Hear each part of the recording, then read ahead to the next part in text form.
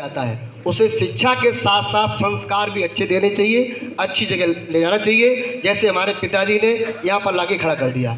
तो एक छोटा बच्चा था 8-10 साल का, पढ़ा लिखा था नहीं, पुराने ज़माने की बात थी। तो गांव गली का बच्चा था, उसके माता पिता थे नहीं, माँ थी। तो घास लेने का काम करता था, तो माँ ने उसका नाम रख लिया घासी राम। अब माता कहे बेटा घास ले आओ, अब घासी राम घास ले आए। एक बार मेला लगा पड़ोस में। देखिए शिक्षा इससे कहानी से क्या मिलेगा, जो किस मैं उदाहरण देता हूँ उससे मिलता है। तो घासी राम मेला देखने गए, और मेले में क्योंकि बच्चों की चॉइस अलग, बुजुर्गों की चॉइस अलग, मेरी माताओं की चॉइस अलग। तो बच्चे क्या देखते हैं, एक खिलौने की दुकान पे गया, उसने 1 रुपये का चश्मा लिया जिसमें हरे रंग के लेंस इन्हीं चढ़े हुए थे।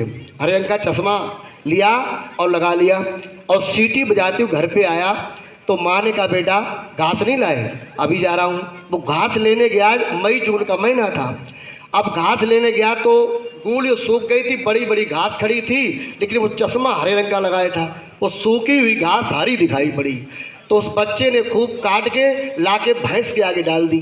अब भैंस खाई नहीं, सूखी घास कैसे खा ली। तो उसकी माँ ने कहा ये सूखी घास काट के लाया। उसने कहा माँ हरी ताज़ी है। अब माँ को नहीं विश्वास आए, तो घासी राम ने चश्मा उतार के माँ के लगा दिया। अब माँ लगा है तो ताज़ी नठिया, खाते कहने खा ले खा ले।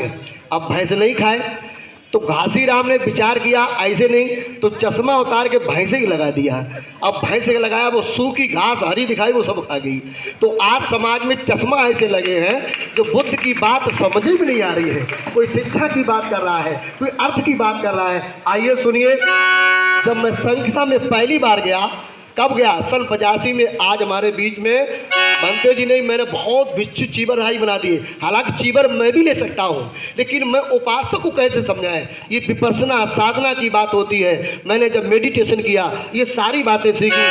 और जब मैं काठमांडू में गया तो वहाँ पर आदमी से मुलाकात हुई, जापान के लोगों से सारनाथ मुलाकात हुई, आदमी हर जगह आदमी दिखाई पड़ा।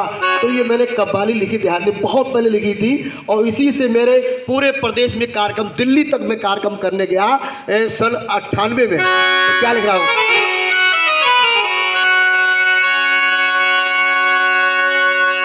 और हमारे लेखपाल जी का कहना भी ये कव्वाली की मांग करते थे। अगर नस्ल आदम तो इंसान होता, धरती का नक्शा बियाबान होता, तो धरती का नक्शा बियाबान होता।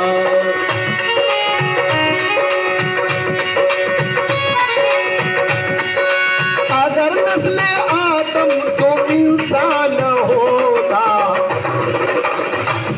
तो धरती का नक्शा बियाबान होता, तो धरती का नक्शा बियाबान होता। दुनिया की हर चीज गुमनाम में होती,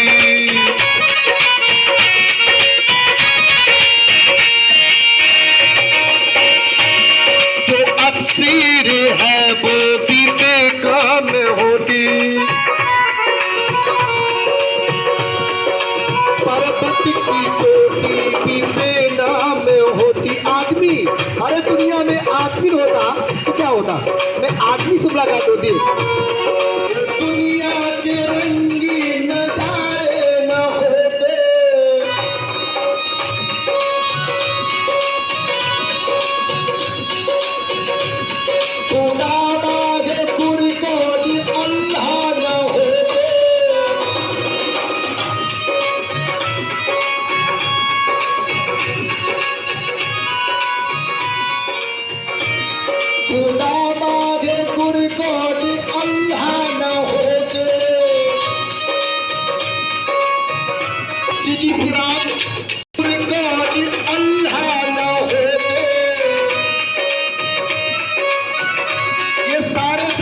निचोड़ लिख रहा हूं। भगवान बुद्ध कहते लिखो, नहीं भक्त होते न भगवान होते। अगर नस्ल आदम इंसान होता तो धरती का नक्शा बियाबान होता।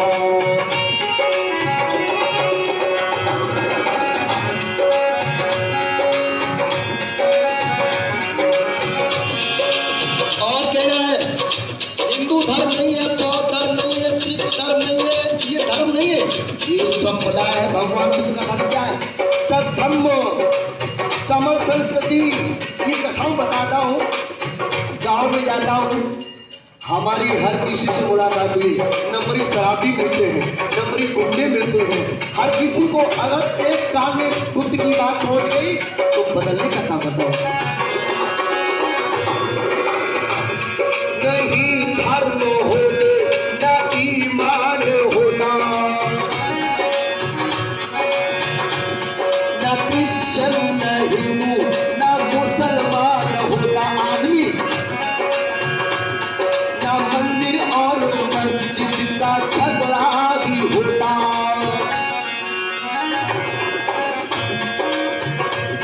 न गंगा और जमुना का मेला ही होता, न गीता न बाइबिल न पुराण होती, न धरती पे कोई कहानी बनाता, न कोई किताबों का कट्टर ये होता। अगर नस्ल आदम तो इंसान होता तो धरती का नक्शा बियाबान होता। ये सारे धर्मों का निचोड़ निकला हूँ लोग दुनिया में, क्योंकि मेरा धर्म विचार करने का अलग तरीका है। अरे भला कौन धरती पे गाँव ये बसाता, अरे भला कौन शहरों की रौनक बढ़ाता, ना मस्जिद और गिरजे का शाम ही होता, ना मंदिर में पत्थर का भगवान होता। क्योंकि इस लाइन को कब लिखा? जब मैं आगरा में गया तो मैंने देखा एक मूर्तिकार मूर्ति बना रहे और छेनी हथौड़े खोद रहे। तो मैंने पूछा भैया क्या बना रहे हो? बोले भगवान बना रहा हूँ। हमने आदमी तो बहुत होशियार लग रहा है।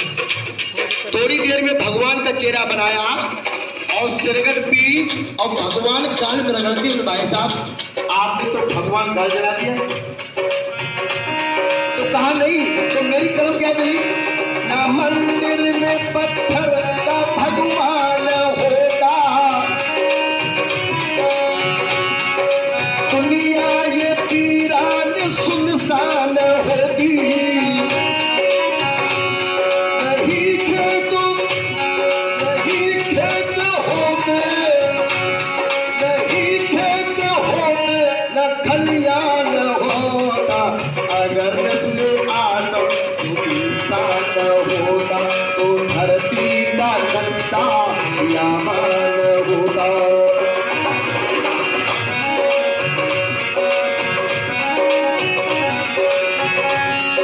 और कहना जब मैं कांग्रेस में गया तो आदमी से, भाजपा में गया तो आदमी से, अरे जिस सरकार में गया वो आदमी से लगा दी। कहीं भी किसी की सरकार होती, न सरहद न सीमा की दीवार होती, न तोपे न बंदूक तलवार होती। आदमी को खत्म करने के लिए इतनी व्यवस्था कर रखी है, आज इतनी बम्बे बनाकर तैयार कर ली है, अगर ये फूट गई सारी दुनिया नष्ट हो जाएगी। आदमी ने आदमी को नष्ट करने के लिए क्या क्या कर दिए? न तोपे न बंदूक तलवार होती, सारे धर्मों का निचोड़। न मुजरिम न होते न होती अदालत,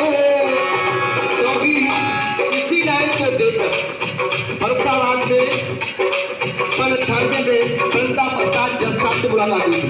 बेटा जवाहरलाल था 98 के साल से बड़ा मुस्कुराए और इस मुलाकात के 2 साल रहे मेरे साथ। न मुजरिम न होते न होती अदालत,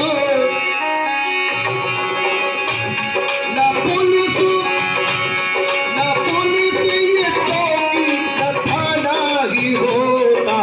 अगर नस्ले आदम तो इंसान होता, तो धरती का नक्शा बियाबान होता।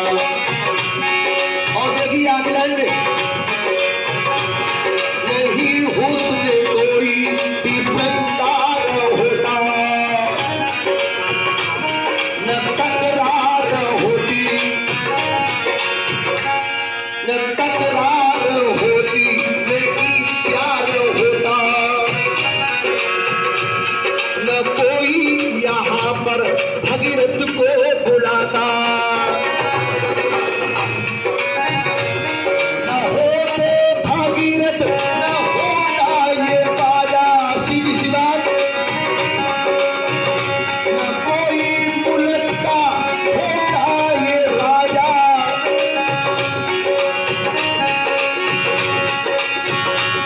न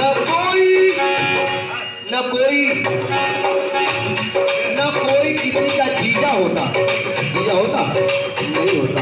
साली होती नहीं होती। माई मम्मा मौसी मौसा नानी नन्ना बुआ फूफा अय्या बप्पा ये रिश्ते भी नहीं होते तो क्या लग रहा हूँ। न कोई किसी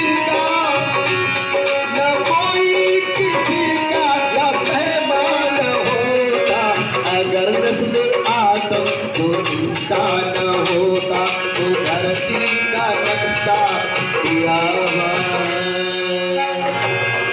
अगर दुनिया में आदमी होता और एक सोचना है